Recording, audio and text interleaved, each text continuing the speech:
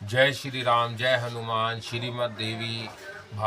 श्रीमद् भागवत पुराण की जय। चौथा अध्याय, सती का अग्नि प्रवेश। श्री मैत्रेय जी कहते हैं, विदुर जी, इतना कहकर भगवान शंकर मौन हो गए। उन्होंने देखा कि दक्ष के यहाँ जाने देने अथवा जाने देने से रोकने, दोनों ही अवस्थाओं में सती के प्राण त्याग की संभावना है।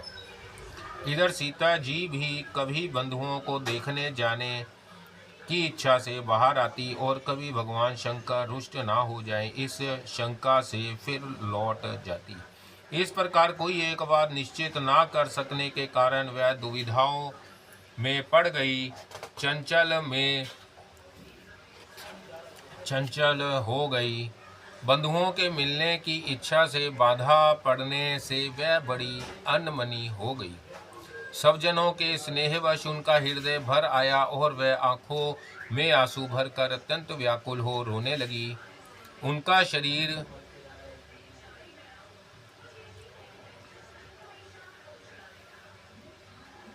शरीर थर थर कांपने लगा और वह अप्रतिम पुरुष भगवान शंकर की ओर इस प्रकार रोषपूर्ण दृष्टि से देखने लगी मानो उन्हें भस्म कर देगी। शोक और क्रोध ने उनके चित्त को बिल्कुल बेचैन कर दिया तथा स्त्री स्वभाव के कारण उनकी बुद्धि मूढ़ हो गई। जिन्होंने प्रतिवश उन्हें अपना आधा अंग तक दे दिया था, उन सतपुरुषों के लिए भगवान शंकर को भी छोड़कर वह लंबी लंबी सांस लेती हुई अपने माता पिता के घर चल दी। सती को बड़ी फुर्ती से अकेली जाते देख श्री महादेव जी के मणिमान एवं मद आदि हजारों सेवक भगवान के वाहन वृषभ राज को आगे कर तथा और भी अनेकों पार्षद और यक्षों को साथ ले बड़ी तेजी से निर्भयता पूर्वक उनके पीछे हो गई। उन्होंने सती को बैल पर सवार करा दिया तथा मीनाक्षी, गेंद, दर्पण और कमल आदि खेल की सामग्री, श्वेत छत्र, चवर और माला आदि राज चिन्ह तथा दुंदुभी, शंख और बांसुरी आदि गाने बजाने के सामानों से सुसज्जित हो वह उनके साथ चल दिए। तदंतर सती अपने समस्त सेवकों के साथ दक्ष की यज्ञशाला में पहुंची। वहां वेद ध्वनि करते हुए ब्राह्मणों में परस्पर होड़ लग रही थी कि सबसे ऊंचे स्वर में कौन बोले। सब और ब्रह्मऋषि और देवता विराजमान थे तथा जहाँ तहाँ मिट्टी, काठ, लोहे, सोने, डाब और चर्म के पात्र रखे हुए थे। वहाँ पहुँचने पर पिता के द्वारा सती की अवहेलना हुई। यह देख यज्ञकर्ता दक्ष के भय से सती की माता और बहनों के सिवा किसी भी मनुष्य ने उनका भी आदर सत्कार नहीं किया।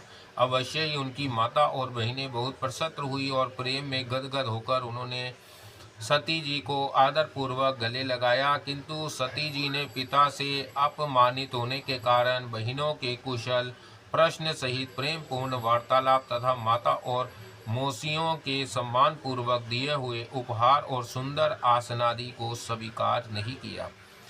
सर्वलोकेश्वरी देवी सती का यज्ञ मंडप में तो अनादर हुआ ही था। उन्होंने यह भी देखा कि उस यज्ञ में भगवान शंकर के लिए कोई भाग नहीं दिया गया और पिता दक्ष उनका बड़ा अपमान कर रहा है।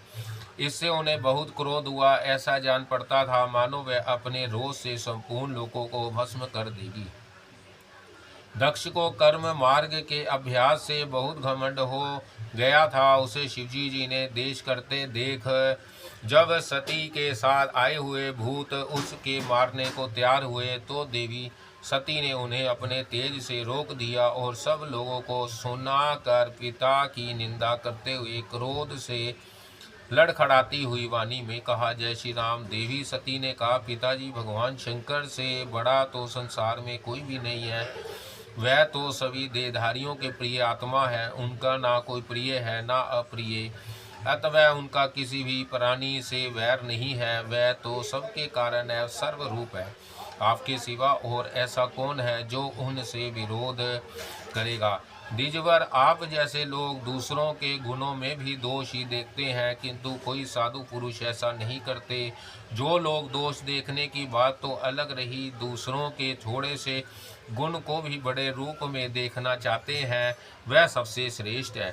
खेद है कि आपने ऐसे महापुरुषों पर भी दोषारोपण ही किया, जो दुष्ट मनुष्य इस शव रूप जड़ शरीर को ही आत्मा मानते हैं। वह यदि ईर्ष्यावश सर्वदा ही महापुरुषों की निंदा करे तो यह कोई आश्चर्य की बात नहीं है, क्योंकि महापुरुष तो उनकी इस चेष्टा पर कोई ध्यान नहीं देते, परंतु उनके चरणों की धूलि उनके इस अपराध को ना सहकर उनका तेज नष्ट कर देती है।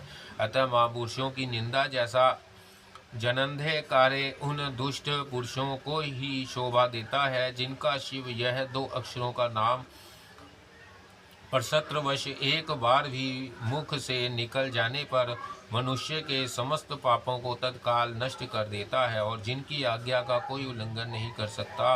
और उनकी पवित्र कीर्ति मंगलमय भगवान शंकर से आप देश करते हैं। अवश्य ही आप मंगल रूप हैं। अरे महापुरुषों के मन मधुर कर ब्रह्मानंदमय रस का पान करने की इच्छा से जिनके चरण कमलों का निरंतर सेवन किया करते हैं, और जिनके चरण बिंद सकाम पुरुषों को उनके अभिष्ट भोग भी देते हैं, उन विश्व बंधु भगवान शिव से आप वैर करते हैं। जय श्री राम। वह केवल नाम मात्र के शिव हैं, उनका वेश अशिव रूप मंगल रूप है। इस बात को आपके सिवा दूसरे कोई देवता संभव नहीं जानते, क्योंकि जो भगवान शिव शमशान भूमिस्थ नरमुंडों की माला, चिता की भस्म और हड्डियां पहने, जटा बिखेरे भूत पिशाचों के साथ शमशान में निवास करते हैं, उन्हीं के चरणों पर से गिरे हुए निर्माल्य को ब्रह्मा आदि देवता अपने सिर पर धारण करते हैं। यदि निरंकुश लोग धर्म मर्यादा की रक्षा करने वाले अपने पूजनीय स्वामी की निंदा करें, तो अपने में उसे दंड देने की शक्ति न होने पर कान बंद करके वहां से चला जाए, और यदि शक्ति हो तो बलपूर्वक पकड़कर उस बकवाद करने वाली अमंगल रूप दुष्ट जीवा को काट डाले। इस पाप को रोकने के लिए स्वयं अपने प्राण तक दे दें,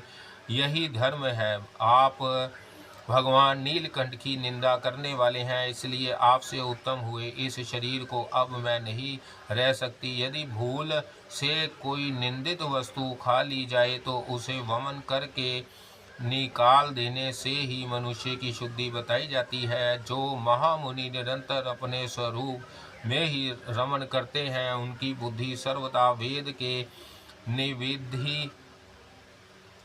विधिनेशमय वाक्यों का अनुसरण नहीं करती। जिस प्रकार देवता और मनुष्यों की गति में भेद रहता है, उसी प्रकार ज्ञानी और अज्ञानी की स्थिति भी एक सी नहीं होती। इसलिए मनुष्यों को चाहिए कि वह अपने ही धर्म मार्ग में स्थित रहते हुए भी दूसरों के मार्ग की निंदा ना करे। प्रवृत्ति और निवृत्ति रूप दोनों ही प्रकार के कर्म ठीक हैं। वेद में उनके अलग अलग रागी और विरागी 2 प्रकार के अधिकारी बताए गए हैं।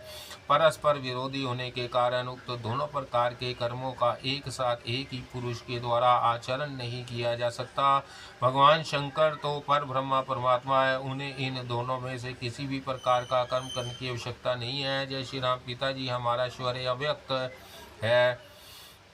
आत्मज्ञानी महापुरुषों पुरुष ही उसका सेवन कर सकते हैं। आपके पास वह ऐश्वर्य नहीं है, और यज्ञशालाओं में यज्ञात्र से तृप्त होकर प्राण पोषण करने वाले कर्मठ लोग उनकी प्रशंसा भी नहीं करते। आप भगवान शंकर का अपराध करने वाले हैं, अतः आपके शरीर से उत्पन्न इस निंदनीय देह को रखकर मुझे क्या करना है। आप जैसे दुर्जन से संबंध होने के कारण मुझे लज्जा आती है।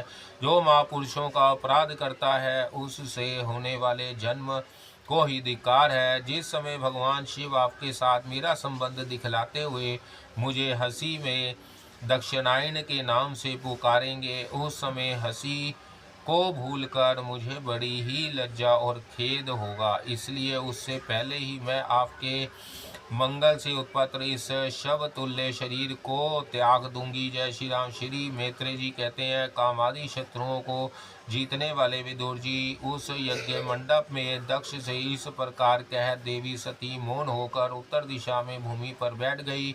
उन्होंने आचमन करके पीला वस्त्र ओढ़ लिया तथा आंखें मूंद कर शरीर छोड़ने के लिए वह योग मार्ग में स्थित हो गई। उन्होंने आसन को स्थिर कर प्राणायाम द्वारा प्राण और अपान को एक रूप करके नाभि चक्र में स्थित किया। फिर उदान वायु को नाभि चक्र से ऊपर उठाकर धीरे धीरे बुद्धि के साथ हृदय में स्थापित किया। इसके पश्चात आनंदिता सती उस हृदय स्थित वायु को कंठ मार्ग से भ्रकुटियों के बीच में ले गई। इस प्रकार जिस शरीर को महापुरुषों के भी पूजनीय भगवान शंकर ने कई बार बड़े आदर से अपनी गोद में बिठाया था, दक्ष पर कुपित होकर उसे त्यागने की इच्छा से महामनस्वी सती ने अपने संपूर्ण अंगों में वायु और अग्नि की धारणा की। अपने पति जगत गुरु भगवान शंकर के चरण कमल मकरंद का चिंतन करते करते सती ने अपने सब ध्यान भुला दिए। उन्हें उन चरणों के अतिरिक्त कुछ भी दिखाई ना दिया। इससे वह सर्वथा निर्देश अर्थात वह दक्ष कन्या हूँ ऐसे अभिमान से भी मुक्त हो गई और उनका शरीर तुरंत ही योगाग्नि से जल उठा। उस समय वहां आए हुए देवता आदि ने जब सती का देह त्याग रूप यह महानश्चर्यमय चरित्र देखा, तब वह सभी हाहाकार करने लगे और वह भयंकर कोलाहल आकाश में पृथ्वी तल पर सभी जगह फैल गया। सब और यही सुनाई देता था, हाय दक्ष के दुर्व्यवहार से कुपित होकर देवादिदेव महादेव की प्रिय सती ने प्राण त्याग दिए। देखो सारे चराचर जीव इस दक्ष प्रजापति की ही संतान है, फिर भी इसने कैसी भारी दुष्टता की है। इसकी पुत्री शुभ हृदया सती सदा ही मान पाने के योग्य थी, किंतु इसने उसका ऐसा निरादर किया कि उसने प्राण त्याग दिए। वास्तव में यह बड़ा ही अहिंसु और ब्राह्मण द्रोही है। अब इसकी संसार में बड़ी अपकीर्ति होगी। जब इसकी पुत्री सती इसी के अपराध से प्राण त्याग करने को तैयार हुई, तब भी इस शंकर द्रोही ने उसे रोका तक नहीं। इस समय सब लोग ऐसा कर रहे थे। उसी समय शिवजी जी के पार्षद सती का यह अद्भुत प्राण त्याग देख अस्त्र शस्त्र लेकर दक्ष को मारने के लिए उठ खड़े हुए। उनके आक्रमण का वेग देखकर भगवान भृगु ने यज्ञ में विघ्न डालने वालों का नाश करने के लिए अपहंत रक्षक इत्यादि मंत्र का उच्चारण करते हुए दक्षिणा अग्नि में आहुति दी। अधर्वयु भृगु ने ज्यों ही आहुति छोड़ी कि यज्ञ कुंड में ऋषभु नाम के हजारों तेजस्वी देवता प्रकट हो गए। इन्होंने अपनी तपस्या के प्रभाव से चंद्रलोक प्राप्त किया था। उन ब्रह्मा तेज संपन्न देवताओं ने जलती हुई लकड़ियों से आक्रमण किया तो समस्त गुहा और प्रमथ गण इधर उधर भाग गए। जय श्री राम।